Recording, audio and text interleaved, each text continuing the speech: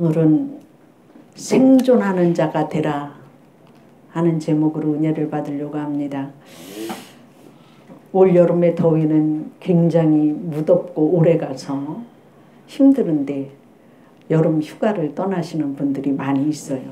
그런데 여행을 하다 보면 정말로 그림 같은 곳이 있어서 그런 곳에서 살고 싶다 하는 지역도 있어요.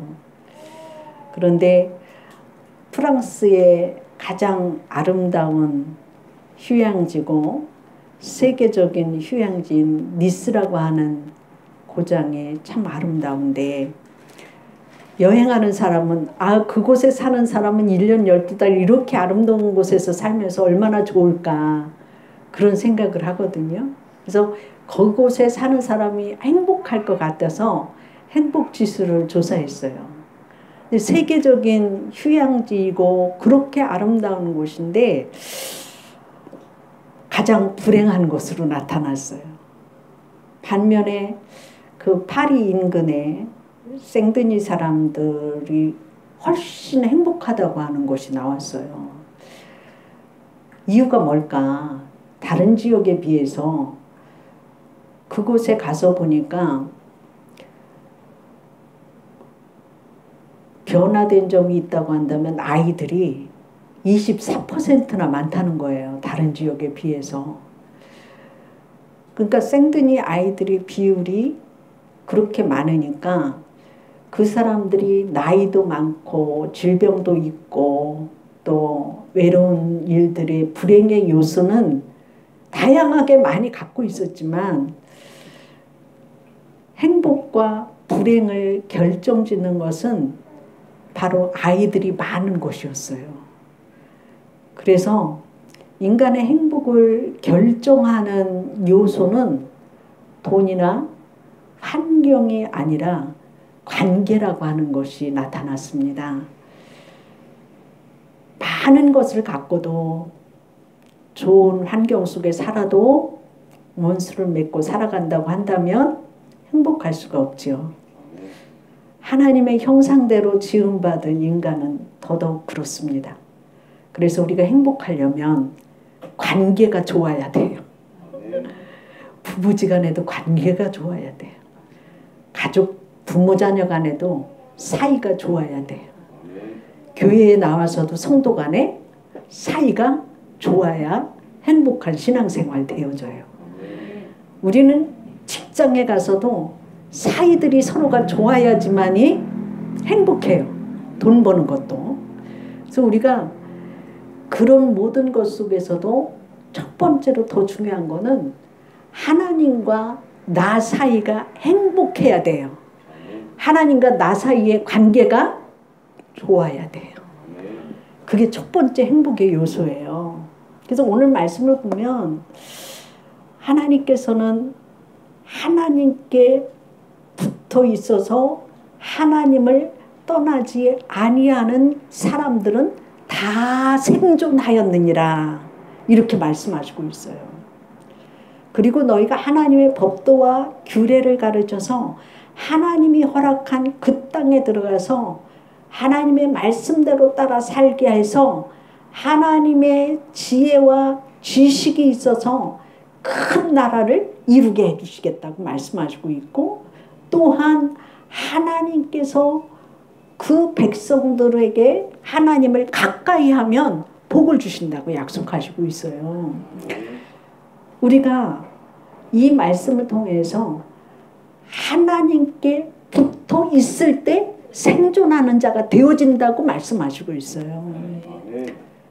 요한복음 15장 5절 말씀에 보면 나는 포도나무요 너희는 가지라. 그가 내 안에 내가 그 안에 거하면 사람이 열매를 많이 맺나니 나를 떠나서는 너희가 아무것도 할 수 없느니라. 이렇게 말씀하시고 있어요. 하나님은 모세를 통하여서 이스라엘 백성들을 애굽 땅에서 하나님이 허락한 가나안 땅으로 인도하는데 38년이 지났어요. 그래서 모세가 이스라엘 백성들을 이제 앞세워 놓고 하나님의 허락한 그 땅을 보이는 그곳에서 설교하는 거예요. 그 설교를 할 때에 너희들이 그 애굽 땅에서 노예 생활에서 이끌어내서 광야 생활을 할 때에도 나를 떠나지 아니한 너희들은 이렇게 살아남아 있다고 말씀하시고 있는 거예요. 그러면서 하나님이 너희들에게 이제 하나님이 베풀어 주신 그 은혜에 감사하는 자가 되라고 말씀하시고 있어요. 그리고 너희가 하나님 한 분 여호와를 섬길 때에 생존하는 자가 되기 위하여서 예배를 드리는 자뿐만이 아니라 하나님께 꼭 붙어 있어야지만이 너희가 살 수 있다고 말씀하시고 있는 거예요. 하나님께 붙어 있는 자가 생존했다고 하는데, 생존하기 위해서는 첫째로는 하나님을 경배하는 자가 되라. 하나님을 예배하는 자가 되라는 거예요. 이스라엘 민족들을 노예 생활에서 가나안 땅을 허락한 것은 이유가 뭐였느냐면 너희는 하나님의 백성이기 때문에 하나님께 예배하기 위해서 불러냈다고 말씀하시고 있어요. 우리를 죄에서 구원하시기 위해서 예수님을 보내주셨다고 말씀하시고 있어요.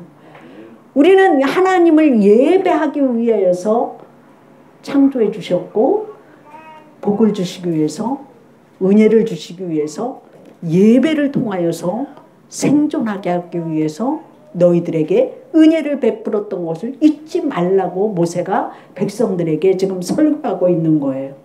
너희가 죄악 속에 살고 있지만 너희가 경건한 삶을 살으라고, 하나님을 말씀대로 따라 살으라고 말씀하고 있는 거예요. 여기서 보면 하나님께 붙어 있으라고 하는 말은 무슨 말이냐면은, 붙는다고 하는 것은 누구한테 매달린다고 하는 뜻이에요. 매달린다고 하는 뜻이거든요. 그렇기 때문에 성경적으로 보면 헌신적으로 하나님 한 분만을 섬기면서 하나님께 매달려 살으라고 하는 말이에요. 어떤 사람은 부모에게 매달리고, 어떤 사람은 직장에 매달리고, 어떤 사람은 건강에 매달리고, 어떤 사람은 외모를 가꾸는 데 매달립니다. 어떤 사람은 실력에 매달리고, 어떤 사람은 돈에 매달려요. 그러나 우리가 매달려야 할 분은 오직 하나님 한 분이십니다. 그러나 우리는 실망을 하면서도 사람에게 매달립니다. 돈에 매달리고, 주식에 매달리고, 그렇다고 돈과 주식과 건강과 외모와 즐거움이 필요 없다고 하는 말은 아니에요. 그러나 우리가 영원토록 의지할 대상은 아니에요. 그것들은 유통기간이 끝나면 두 손을 펴서 내려놔야 할 대상입니다. 위기에 처했던 야곱도 자기가 에서에게 화해를 해야지만이 돌아갈 수 있는데, 에서는 야곱이 온다고 하는 소식을 듣고 군사를 이끌고 내려오는 거예요. 그럴 때에 야곱은 의지할 곳이 하나님밖에 없었잖아요. 자기가 의지했던 아내와 자식들을 형님 앞으로 예물을 보낼 때 자기가 전 재산을 모였던 20년간의 머슴살이에 양과 소떼와 낙타와 모든 가축을 선물로 다 보내고 아무것도 없을 때 그는 하나님 앞에 야복강에서 기도했어요. 하나님, 나를 살릴 분은 하나님 한 분밖에 없습니다. 하나님 한 분밖에 없다고 했을 때에 매달릴 때 어떻게 매달렸습니까? 밤새도록 천사하고 씨름을 했잖아요. 천사는 떠나가려고 하고, 야곱은 하나님 나를 축복해 주지 않으면 나는 살 수가 없어요. 하나님이 나를 살려주지 않으면 나는 살 수가 없어요. 천사가 놔라. 안 놓잖아요. 그럴 때에 새벽녘이 가까워서 천사가 떠나려고 할 때에, 천사가 떠나려고 하니까 더 굳세게 잡으니까 환도뼈를 천사가 쳐서 환도뼈를 부러뜨리잖아요. 그럴 때에도 야곱은 하나님의 축복을 하나님의 손을 놓지 않았을 때에 야곱을 축복해주고 갔어요. 야곱이 축복을 받은 것이 뭐였습니까? 에서가 야곱을 죽이려고 오다가 에서의 마음을 움직이셔서 야곱을 볼 때 목을 껴안고 울면서 나와 같이 살자고 하고, 나는 네가 갖다 준 이러한 모든 가축이나 소떼나 돈 너보다 더 많이 있다. 나와 같이 살자고 하나님이 말씀하시잖아요. 하나님이 하시는 일은 이렇게 놀랍습니다. 지혜로운 사람은 하나님의 손을 잡고 놓지 않는 자예요.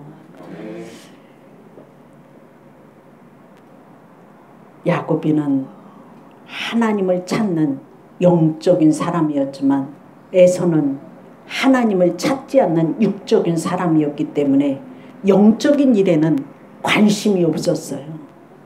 야곱이 하나님을 찾았을 때 하나님은 야곱을 찾았던 것을 볼 수가 있어요. 지혜로운 사람은 하나님의 약속을 붙잡고 기도합니다. 지혜로운 사람은 하나님의 은혜를 기억하고 하나님께 매달리고 하나님이 그 매달리는 그 사람을 살리시는 역사가 일어난다고 하는 사실이에요. 매달리는 것이 축복이에요. 우리를 도울 수 있고 도와줄 수 있는 하나님께 매달리시기를 바랍니다. 하나님께 매달리면 하나님이 생존하게 해주신다고 약속하시고 있잖아요. 백화점에 가면 마네킹이 몇십만 원, 몇백만 원짜리 옷을 입고 서 있어요.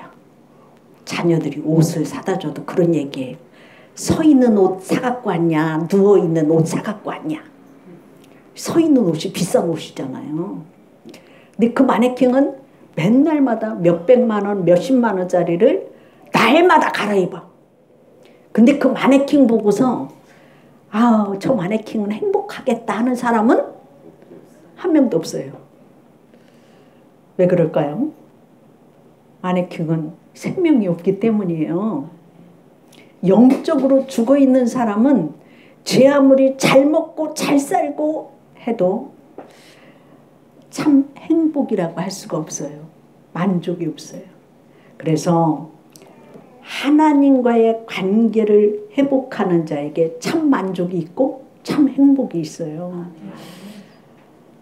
허물과 죄로 죽어있던 내 영이 살아나야지만이 하나님 앞에 살아있는 자고 붙어있는 자예요. 내 영이 회복되려면 하나님을 가까이 해야 돼요. 하나님의 말씀에 순종해야 돼요. 하나님의 뜻대로 내가 살으려고 하나님 편으로 자꾸 붙어야지만이 하나님이 붙어있게 하심으로 나를 통해서 열매를 맺게 하신다고 하는 사실이에요. 여러분, 하나님께 꼭 붙어 있어서 생존하는 축복이 있기를 주의 이름으로 축원합니다. 두 번째로 보면 하나님의 법을 지켜서 지혜와 지식이 있는 큰 나라 백성을 만들어주시는 축복이 있어요. 하나님께 붙어 있을 때의 축복은. 하나님의 말씀을 백성들에게 가르친 이유는 지혜와 지식을 주어서 큰 나라를 이루게 하시기 위함인 것을 볼 수가 있어요. 신명기서 4장 5절 말씀에 보면 내가 나의 하나님 여호와께서 명령하신 규례와 법도를 가르쳤나니 이는 너희로 들어가서 기업으로 차지할 땅에서 그대로 행하게 하려 하심이라. 이렇게 말씀하시고 있어요. 아브라함에게 축복을 주셨는데 너는 내 권속들에게 내가 복을 준 것은 하나님의 공의와 법도를 너희를 택해서 하게 하기 위함이라고 말씀하신 것을 볼 수 있어요. 우리가 큰 나라의 백성이 되기 위해서는 하나님의 공의, 하나님의 공의대로 따라 살으라고 하는 말씀은 뭐냐면은 도덕성이 경건하라는 얘기예요. 아무리 돈이 많아도 도덕성이 땅에 떨어지면 그 나라는 후진국이에요. 하나님의 말씀에 기준한 사람들은 의로운 일에 앞장선다고 하는 사실이에요. 생명을 살리는 일에 앞장선다고 하는 거예요. 하나님의 의로움이 있어야 된다고 하는 거예요. 하나님의 모습의 삶이 있어야 된다고 하는 얘기예요. 도덕성이 있어야 되고 하나님의 지혜와 지식을 가져야 된다고 말씀하시고 있어요. 하나님을 아는 지식이 가장 소중한 지식이에요. 천지를 지으신 분이 하나님이시고 인생이 왜 세상에 왔고 왜 인생이 하나님께 불림을 받는 그 중간의 지점에서 믿음을 갖고 말씀을 따라서 살아가는 인생의 근본을 가르쳐주고 있어요. 하나님이 창조주심을 알게 하고 하나님이 구원자이심을 알게 하시고 우리는 하나님의 자녀이고 우리가 하나님을 경외하는 것이 지식의 근본인 것을 알게 하신다고 하는 사실이에요. 잠언서 1장 7절의 말씀에 보면 여호와를 경외하는 것이 지식의 근본이거늘 미련한 자는 지혜와 훈계를 멸시하느니라 이렇게 말씀하시고 있어요. 하나님이 우리들에게 지혜와 지식이 있기를 원하셔서 가르치라고 말씀하시고 있어요. 하나님에 대해서 가르치라고 말씀하시고 있어요. 하나님을 아는 지식이 없으면 망한다고 말씀하시고 있어요. 잠언서에.